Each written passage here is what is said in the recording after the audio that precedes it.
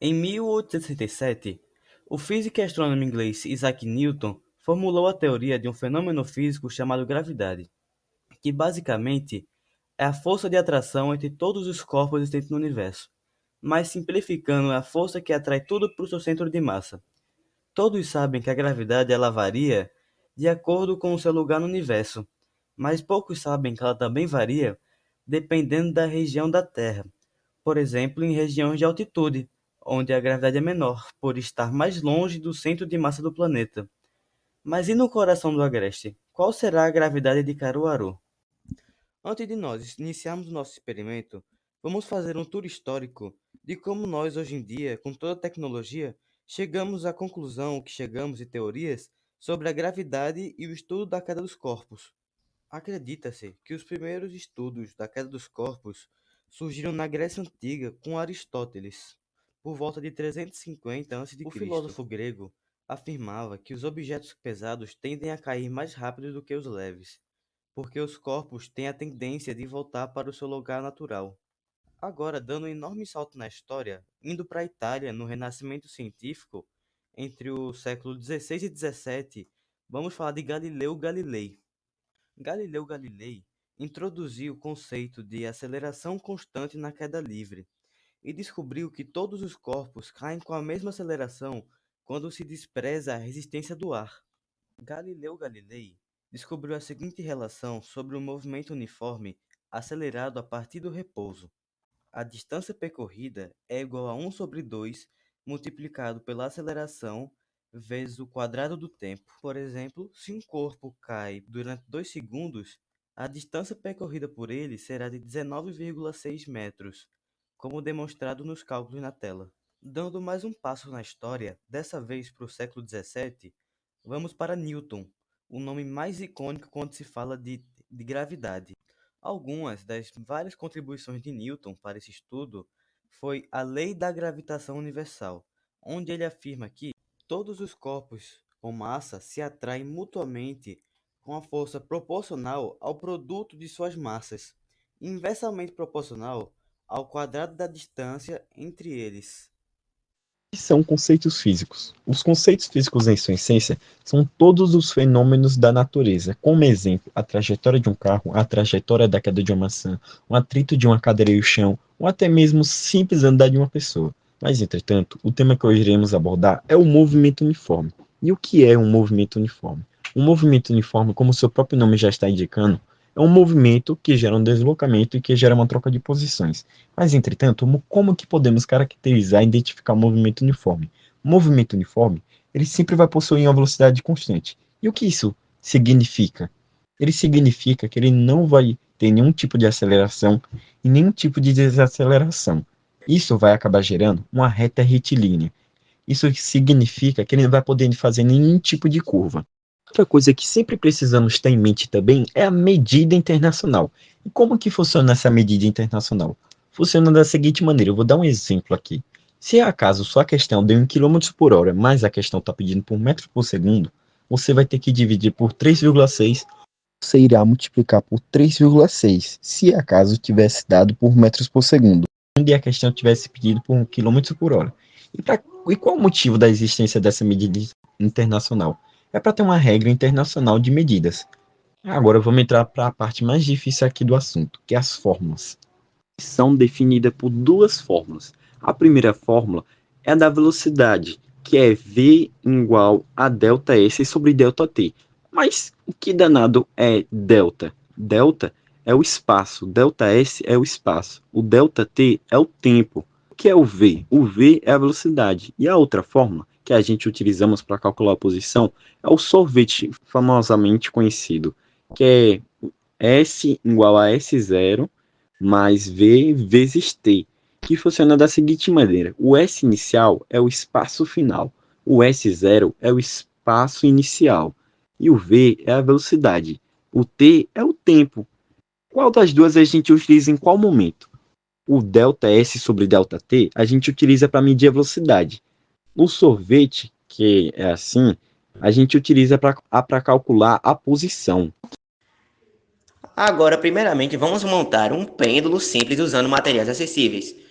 Você vai precisar apenas de dois pedaços de fio de nylon, um medindo 30 centímetros e o outro 40 centímetros.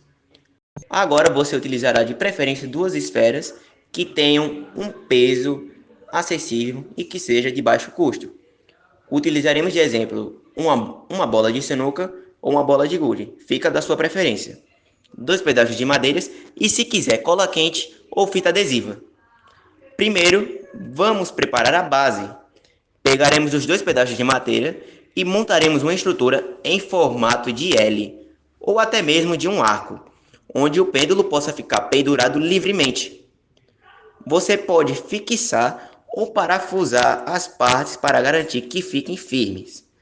É de suma importância que o pêndulo esteja muito, mas muito bem mesmo firmado na base, para que a precisão seja perfeita. Em seguida, amarre uma das pontas do fio de nylon na bola de gude.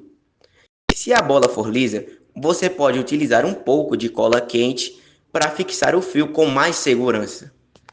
Depois, meça a altura desejada e prenda a outra ponta do fio na parte superior da estrutura. O importante é que a bola de gude ela fique livre de balançar ou encostar nos lados. Essa é de suma importância. Qualquer errinho que a bola de gude encostar ou até mesmo triscar no pêndulo pode ser prejudicial para a nossa medição da gravidade.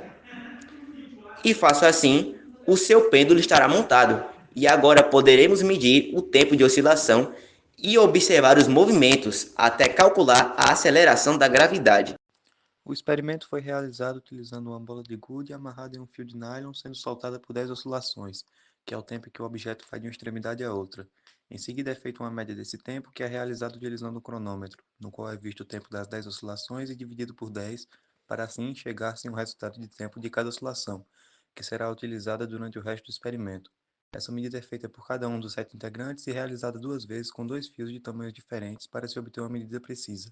Na segunda parte, realizado o cálculo para medir a gravidade, em que é necessário o tempo médio de oscilação que foi concedido anteriormente. Os detalhes sobre os cálculos e a explicação física do fenômeno serão explicados no próximo tópico. Alguns pontos importantes. O objeto soltado não pode ser empurrado para que não haja nenhum problema durante o cálculo do tempo médio e posteriormente da gravidade. Não deverá ocorrer nenhuma alteração exterior como vento ou medida incerta de tempo sobre o processo realizado, fazendo com que a veracidade seja conservada. É necessário também que as medidas sejam seguidas corretamente, tanto a do tamanho do fio, a do tempo e a dos cálculos devem ser todas feitas com cautela, prezando pela confiabilidade do que está sendo apresentado. O procedimento do pêndulo deve ser realizado apenas em Caruaru e regiões vizinhas não muito distantes e com altitudes iguais ou quase iguais. Para a realização desse experimento, foram utilizados dois fios de nylon, um com 30 centímetros e outro com 40 centímetros de comprimento, e duas bolas de gude. Cada fio foi preso a uma bola de gude, formando dois pêndulos com comprimentos distintos. Os pêndulos foram então fixados em uma superfície plana e estável, garantindo a liberdade de oscilação. Para medir o tempo de oscilação dos pêndulos, foi utilizado o cronômetro de um celular, permitindo maior praticidade e precisão na contagem do tempo. Todo o experimento foi realizado em um ambiente fechado, a fim de evitar interferências de fatores externos, como correntes de ar. O experimento feito para medir a gravidade de Caruaru foi dividido em duas etapas. O grupo fez um pêndulo com linha de comprimento de 40 centímetros e outra com 30 centímetros. A explicação física desse fenômeno observado para medir a gravidade de Caruaru se dá através da relação entre o período de oscilação e a aceleração gravitacional do local. Esse fenômeno está ligado às leis de movimento harmônico simples, onde a força restauradora faz o pêndulo voltar à posição de equilíbrio, causado pelo componente de peso, que é a força gravitacional. O princípio físico envolvido é quando o pêndulo simples é deslocado de sua posição de equilíbrio e é solto, e ele oscila de um lado para o outro. E a única força que age sobre a massa, que no caso usado foi a bolinha de gude, ao longo da direção do movimento e componente de peso que age na direção tangente ao arco de oscilação. Essa força depende da aceleração da gravidade. Ao aplicarmos os pêndulos diferentes comprimentos de linha de nylon, tivemos resultados ligeiramente diferentes. Os 5 resultados obtidos do pêndulo de 30 centímetros foram, respectivamente,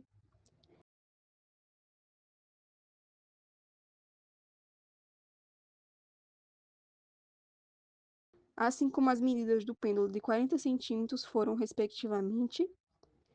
Para calcularmos, vamos usar a fórmula da aceleração da gravidade. A fórmula da aceleração da gravidade se dá sobre g igual a 4 vezes π ao quadrado vezes L, tudo isso dividido pelo período ao quadrado. Primeiro, devemos encontrar o período de cada um. Para isso, vamos dividir os resultados obtidos das oscilações por 10, que ficarão assim. Devemos fazer para cada um dos pêndulos, tanto de 30 centímetros, tanto de 40 centímetros. Esses valores equivalem ao período t. Com esses resultados, nós vamos fazer a média. Primeiro, vamos fazer o período médio do pêndulo de 30 centímetros. A soma dos períodos serão 6,457, tudo isso dividido por 5. O resultado será 1,2914. Agora, vamos fazer o período médio, desta vez com o pêndulo de 40 centímetros. A soma dos períodos serão 7,485, tudo isso também dividido por 5. E o seu resultado dará 1,5112. Agora, vamos fazer as substituições dos fatores na forma da aceleração da gravidade. Primeiro, vamos iniciar com o pêndulo de 30 centímetros, que substituindo os fatores ficará 4 vezes 10 ao quadrado vezes 30 centímetros. Tudo isso dividido por 1,2914 ao quadrado. O seu resultado dará 71,92 metros por segundo ao quadrado. Agora, vamos fazer com o pêndulo de 40 centímetros. Substituindo os fatores na fórmula, ficará 4 vezes 10 ao quadrado vezes 40 centímetros, tudo isso dividido por 1,5112 ao quadrado. O seu resultado dará 70,04 metros por segundo ao quadrado. Esse será o resultado da gravidade. O período t sofreu algumas alterações, já que o pêndulo de 40 centímetros demorou um pouco mais para fazer suas oscilações. Assim como o valor de g também divergiu devido a alguns fatores. Os principais fatores para essa diferença é o valor fantasioso de π, que era igual a 10, e assim como as medidas de tempo que ficaram levemente imprecisas, e também os valores diferentes do comprimento da linha de nylon.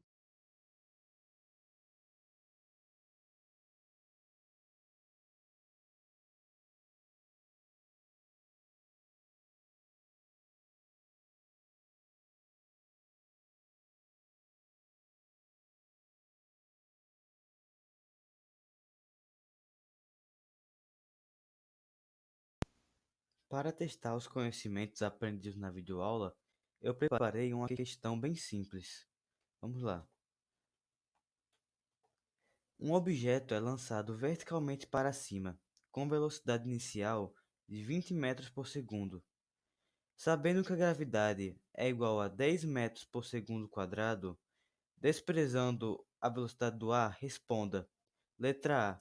Quanto tempo o objeto leva para atingir o ponto mais alto? Letra B. Qual é a altura máxima que ele atinge? Letra C. Quanto tempo leva para ele cair de volta ao chão?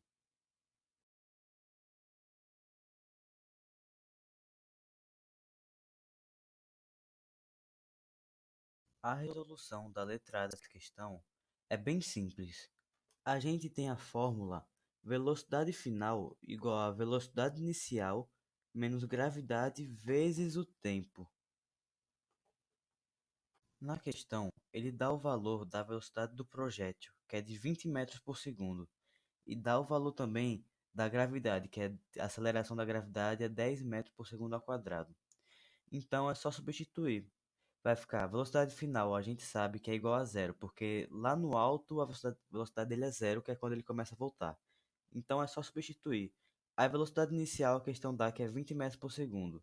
Vai ficar 20 menos 10 vezes t. T é o tempo, que é a nossa incógnita. Substituindo na questão e fazendo a fórmula do primeiro grau, vai ficar 10t igual a 20. Passando 20 para o outro lado, dividindo 10, vai ficar 20 dividido por 10, que é igual a 2 segundos, que é o tempo que leva para chegar à altura máxima. A letra B, ele pede a altura máxima que o projeto chegou.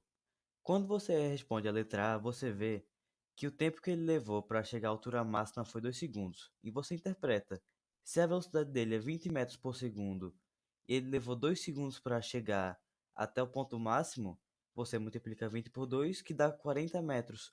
Mas não é o correto. A fórmula para medir a altura do projétil é a seguinte. A altura é igual a velocidade inicial vezes o tempo, menos 1 sobre 2 vezes a gravidade, vezes o tempo ao quadrado. O nosso valor de t, a gente acabou de descobrir na letra A, que é 2 segundos, não é? Então é só substituir. A velocidade inicial é 20, aí vezes 2, menos 1 sobre 2, vezes 10 vezes 2 ao quadrado. A letra C pede para a gente calcular o valor total até ele voltar ao solo. A fórmula para saber o tempo que ele levou para voltar para o solo é o seguinte: é 2 vezes o tempo de subida, porque o tempo de subida e o tempo de descida são iguais. Eles querem saber o total do tempo, então é só somar o tempo de subida com o de descida. Então fica 2 vezes o tempo de subida. Como a gente sabe que o tempo de subida é 2 que a gente calcula na letra A, a gente sabe que o tempo total então é 4. 4 segundos até ir e voltar para o solo. Eu agradeço a colaboração do professor que propôs o projeto. Agradeço também todos os colegas que participaram desse vídeo, que ajudaram com o experimento, na confecção dos materiais, nos cálculos, falas, roteiro, edição. Muito obrigado mesmo a todos, e é isso, me despeço aqui. Muito obrigado.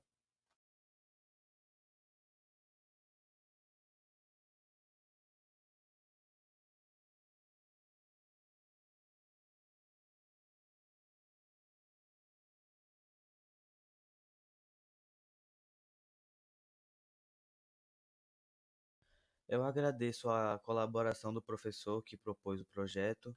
Agradeço também todos os colegas que participaram desse vídeo, que ajudaram com o experimento, na confecção dos materiais, nos cálculos, falas, roteiro, edição. Muito obrigado mesmo a todos, e é isso, me despeço aqui. Muito obrigado.